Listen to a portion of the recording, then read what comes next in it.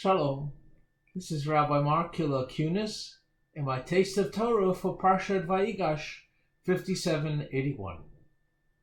I thought long and hard about how I might begin this Taste of Torah. I agonized with this approach and with that approach, and this is what I came up with. Merry Christmas! Merry Christmas! We don't hear this so much anymore because it's been deemed to be not PC. But I do wish our Christian neighbors a Merry Christmas tonight. And what is Christmas doing in my Taste of Torah? The history of Jews and Christmas has a lot to teach us. This week's Torah portion tells us about the Jews coming to live in Egypt. They were a small minority in a strange land. They had to face challenges that were not very different from the challenges we face now and have faced for 2,000 years. Let me ask a most important question. What does a Jew do on Christmas? When I grew up, my family used to have Christmas dinner together.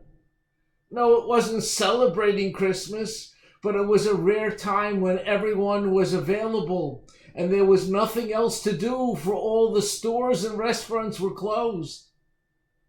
There was sort of a sweet feeling about it as we all came together without traffic or distractions.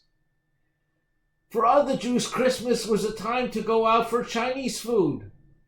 I'm not going to tell you that you should go to a Chinese restaurant unless it's kosher, but unfortunately, I think High King and Kroger's will be closed.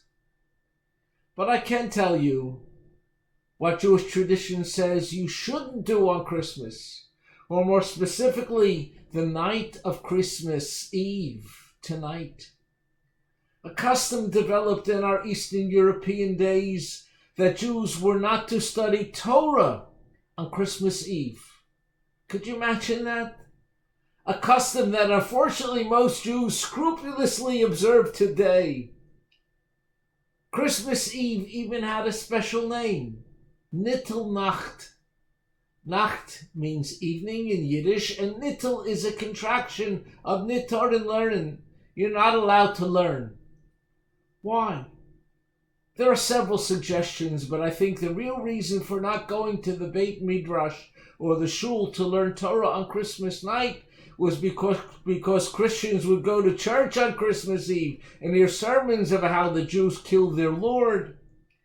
After church, it was not uncommon for some to seek out Jews and to beat them up or worse. So the Jews were told to stay home, for going out on the streets on Christmas Eve meant putting your life in danger. This sad historic reminder is amplified this year when Christmas falls out on Asara B'Tevet, the fast day of the 10th of the Jewish month of Tevet, the day the walls of the first temple were breached by the Babylonians before they destroyed it. My friends, we've come a long way, Baruch Hashem, from those days. In fact, there is now a Hanukkah party in the White House every year. The Talmud taught that we shouldn't do business with non-Jews because they are idolaters, especially the 3 days before their holidays. Fortunately, most authorities have ruled that Christians today are not idolaters. Imagine if American Jews were told they could not do business with Christians before Christmas. Why, it might bankrupt the entire Jewish community. There's a story of a teacher who was very curious about how her students celebrated Christmas. The teacher called on young Patrick Murphy. "Tell me, Patrick, what do you do Christmas time?" Patrick addressed the class. "Me and my brothers and sisters go to midnight mass and sing hymns. Then we go to bed and wait for Santa to come with toys."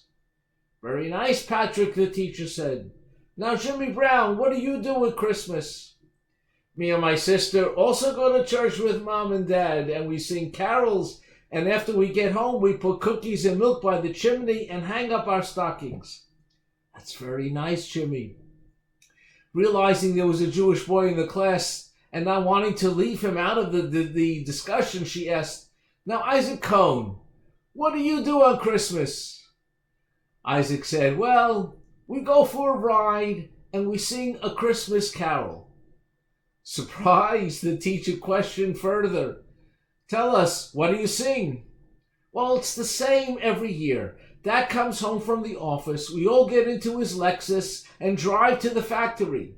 We get inside and we look around at all the empty shelves and we sing, 'What a friend we have in Jesus.' Then we all go to a cruise at the Bahamas." This story expresses the fact that America is unlike any other place that Jews have ever lived. And it's true.